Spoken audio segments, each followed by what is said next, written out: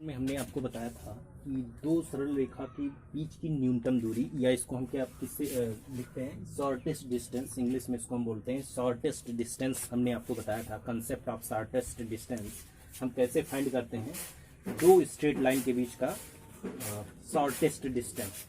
तो हमने इसका प्रूफ भी दिया था, थोड़ा सा डिस्कशन इस पर किया था, डिटेल प्रूफ हमने नहीं दिया था, शॉर्ट में आपको बताया था हमने। लेकिन हम डायरेक्ट फार्मूला लिखा है हमने कि distance between shortest distance between two straight line. हमने यहाँ पे लिखा है कि शॉर्टेस्ट डिस्टेंस जो होता है वो यल into x2 minus x1 M into y2 minus y1 यन इंटू z2 माइनस z1। तो इसका मतलब आप समझिए, ये जो यहाँ पे लिखा है L into x2 minus x1 M into y2 minus y1 into z2 minus z1, इन सभी का मतलब क्या है। और दो स्ट्रेट लाइन अगर आपको दिया जाए, मान लीजिए ये ए बी, ये आपका ए बी स्ट्रेट लाइन था और सी डी स्ट्रेट लाइन था। मान लीजिए ये ए बी है और ये आपका सी डी है, ये सी डी स्ट्रेट लाइन है। तो हमने आपको बताया था कि इस शॉर्टेस्ट डिस्टेंस फाइंड करने के लिए क्या करते हैं कि दोनों एक यानी कि डिफरेंट फर्स्ट वाले लाइन पर आपको परपेंडिकुलर ऐसा लाइन ड्रा करना है जो फर्स्ट वाले लाइन पर स्ट्रेट लाइन पर परपेंडिकुलर हो और सेकंड वाले लाइन पर परपेंडिकुलर हो। और हमने बताया भी था कि आपको जब फाइंड करते हैं ये न्यूनतम दूरी या शॉर्टेस्ट डिस्टेंस जब फाइंड करते हैं तो वो जरूरी नहीं कि आपका वो एक ही प्लेन में हो, कुछ इस तरीके से हो सकता है। ये इस तरीके से आपका स्ट्रेट लाइन यहाँ हो सकता है, यहाँ हो सकता है। और हमने इसका वो भी बताया था कि इस लाइन्स हम लाइन्स को कहते क्या है, इस लाइन को हम कहते हैं स्क्यू लाइन्स, या उसको हम बोलते हैं तिर्यक लाइन। हमने बताया था कि जो लाइन ना तो पैरेलल होती हैं और ना ही इंटरसेक्ट कहीं पे करती हैं, वही उस लाइन को हम क्या बोलते हैं, उन दोनों लाइन को हम स्क्यू लाइन्स बोलते हैं, या हिंदी में इसको बोलते हैं तिर्यक लाइन। तो उसी को हम जो है क्या उसी का शॉर्टेस्ट डिस्टेंस हम निकाल रहे हैं। कैसे निकालते हैं, देखिए जिन दो लाइन के बीच का हमें शॉर्टेस्ट डिस्टेंस निकालना है उसका एलिमेंट L1 M1 N1 दिया होगा, और दूसरा लाइन क्या है आपका, मान लीजिए ये CD लाइन है और उसका जो डायरेक्शन रेशियो कोसाइन है वो L2 M2 N2 है। इतना हमने बताया था, ये गिवन रहेगा आपका क्वेश्चन में गिवन रहेगा। और देखिए जो स्ट्रेट लाइन का इक्वेशन दिया रहेगा कुछ इस तरीके से दिया जाएगा, x माइनस x1 अपान, ये मान लीजिए फर्स्ट स्ट्रेट लाइन का equation x minus x1 upon x2 minus x1, या यल होगा यहाँ पे, L is equal to y minus y1 upon y2 M हो जाएगा, into is equal to z minus z1 upon z2, ये हो जाएगा आपका यन हो जाएगा। ये फर्स्ट लाइन का इक्वेशन। और ये सेकंड लाइन का x माइनस x2 अपान L1, यहाँ पे L1 M1 N1 होगा, ये L2 हो जाएगा, y माइनस y2 अपान M2 हो जाएगा, z माइनस z2 अपान ये हो जाएगा N2। तो ये फर्स्ट लाइन का इक्वेशन है, ये सेकंड लाइन का। इन्हीं दोनों लाइन के बीच का आपको क्या निकालना है, शॉर्टेस्ट डिस्टेंस। और भी निकालने के लिए आप क्या करेंगे, एक PQ लाइन ड्रा करेंगे जो दोनों लाइन पर आपका क्या होना चाहिए, परपेंडिकुलर होना चाहिए। अब दोनों लाइन पर परपेंडिकुलर होगा तो इस PQ लाइन का हमें क्या निकालना है, LMN निकालना है। LMN का मतलब क्या होगा आपका डायरेक्शन कोसाइन निकालने के बाद ये x2 minus x1 y2 minus y1 z2 minus z1 जो लिखा है इसी का यल से, यानी कि आपको इस PQ को निकालने के बाद जो डायरेक्शन कोसाइन है इन दोनों लाइन पर, ये दोनों PQ जो है उन दोनों लाइन पर क्या है, परपेंडिकुलर है। परपेंडिकुलर की कंडीशन रखेंगे, यानी दो लाइन एक दूसरे को परपेंडिकुलर पर इंटरसेक्ट करती हैं, तभी जब L1 L2 M1 M2 N1 N2 यानी दोनों के प्रोडक्ट का सम, दोनों के डायरेक्शन कोसाइन के प्रोडक्ट का सम क्या होना चाहिए, 0 होना चाहिए। या ऐसे दूसरे लाइन पर आपका परपेंडिकुलर Q यानी PQ परपेंडिकुलर है तो वहां से भी L1 L2 M1 M2 N1 N2 is equal to 0 होगा। तो वही करेंगे यहाँ पे। उसके बाद वहां से आप कंडीशन फाइंड करेंगे LMN में, वहां से आप डायरेक्शन कोसाइन निकालेंगे। शॉर्टेस्ट डिस्टेंस फार्मूले में हम क्या करेंगे, शॉर्टेस्ट डिस्टेंस जब हम निकालेंगे किसी भी दो लाइन के बीच का, तो हम क्या करेंगे, L into x2 minus x1 M into y2 minus y1 n into z2 minus z1, ये होगा। तो आपका यहाँ पे क्लियर हो गया होगा कि ये यल क्या है, यम क्या है, x1 x2 ये सब क्या है। एक बार फिर से रिपीट कर दे रहे हैं, शॉर्टेस्ट डिस्टेंस निकालने के लिए ये फार्मूला हम यूज करेंगे। अब इसके बाद जस्ट क्वेश्चन लेंगे। अब देखिए इसमें क्या है, x2 minus x1 y2 minus y1 z2 minus z1, यानी x1 x2 x3 sorry x1 y1 z1 and x2 y2 z2 क्या है, जिससे वो पास हो रहा है। यानी यहाँ पे ये x1 दिया रहेगा, y1 दिया रहेगा, z1 ये आपके क्वेश्चन में दिया रहेगा। और ये लाइन और इसका जो डायरेक्शन कोसाइन है फर्स्ट लाइन का L1 M1 N1, तो आपको यहाँ पे रखना है।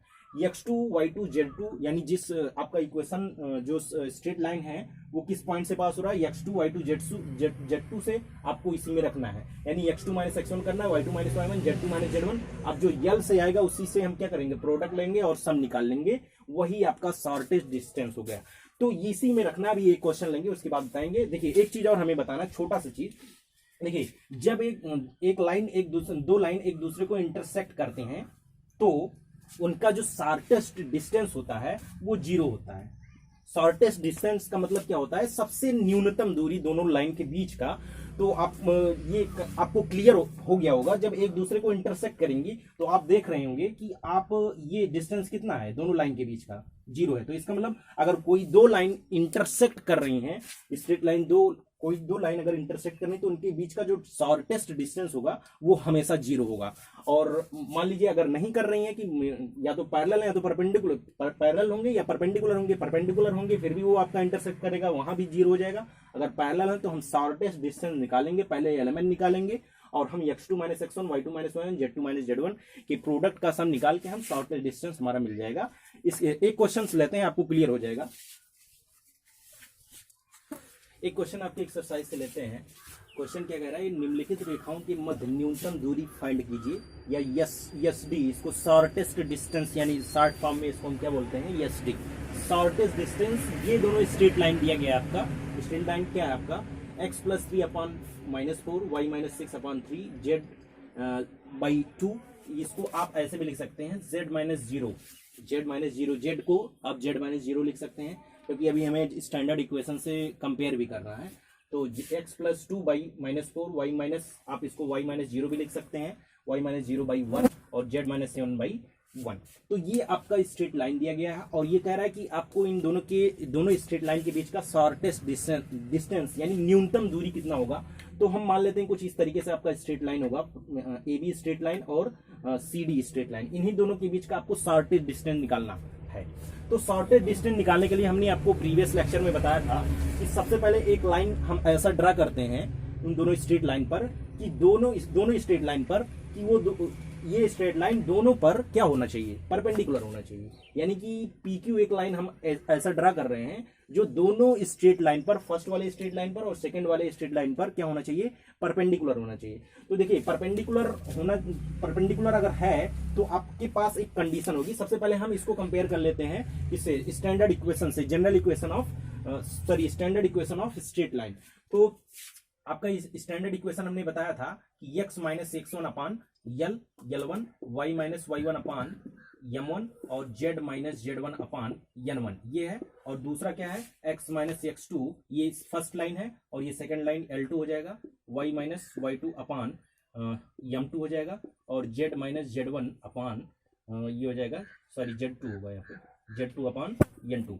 ये दिख रहा है, ये फर्स्ट लाइन है, ये सेकंड लाइन है। हम इससे कंपेयर करते हैं, कंपेयर इसलिए कर रहे हैं क्योंकि हमें x1 y1 z1 फाइंड करना है और L1 M1 N1 फाइंड करना है। ये सब हमने यहाँ पे लिखा है, अभी वो वही आएगा जो हमने लिखा है।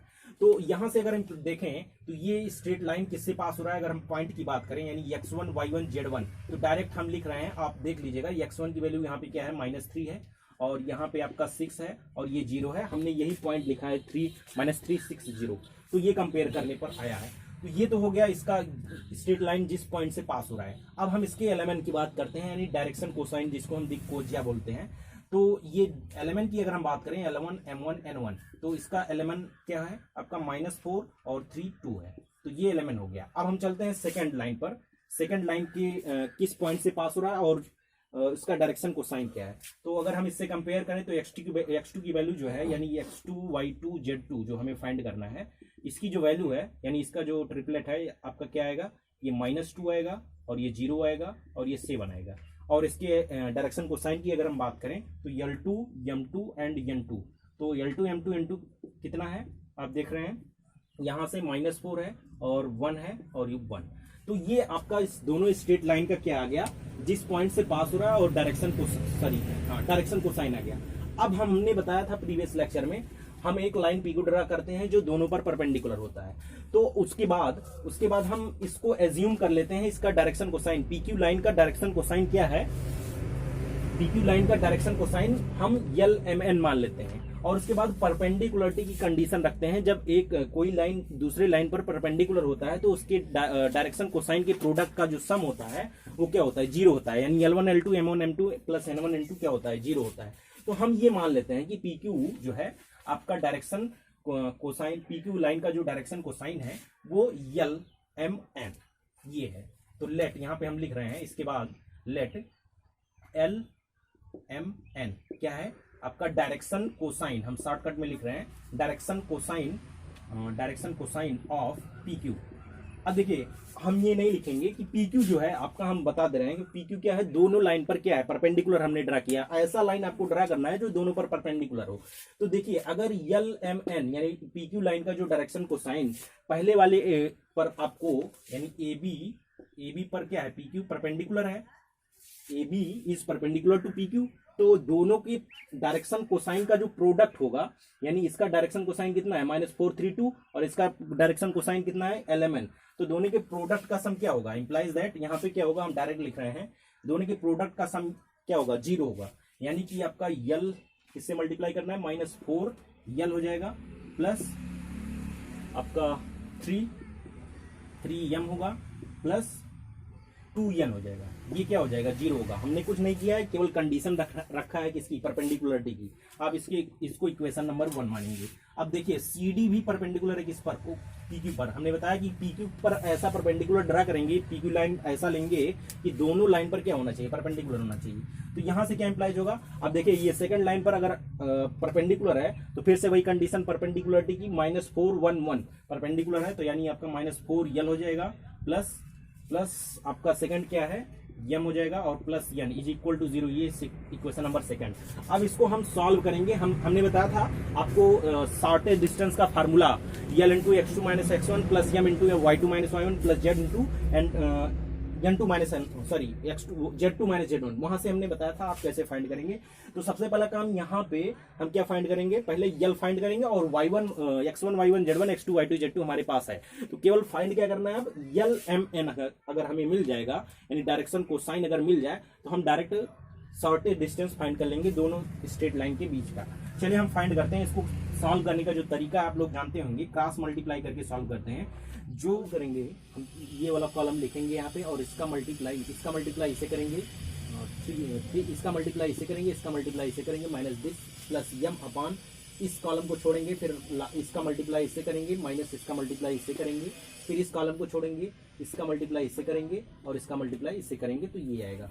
तो जब हम इसको सिंप्लीफाई करेंगे तो L/1 M/-4 यहाँ पे आएगा, N/12 -8 4 होगा यहाँ पे, 4 होगा यहाँ पे, तो N/8 हो जाएगा। और हमने ये बताया था कि L/A M/B N/C क्या होता है, direction ratio √L² + M² + N² upon 1 plus ये हो जाएगा 1² + 4² + 8² ये हो जाएगा। और इसको जब सिंप्लीफाई करेंगे तो 1/9।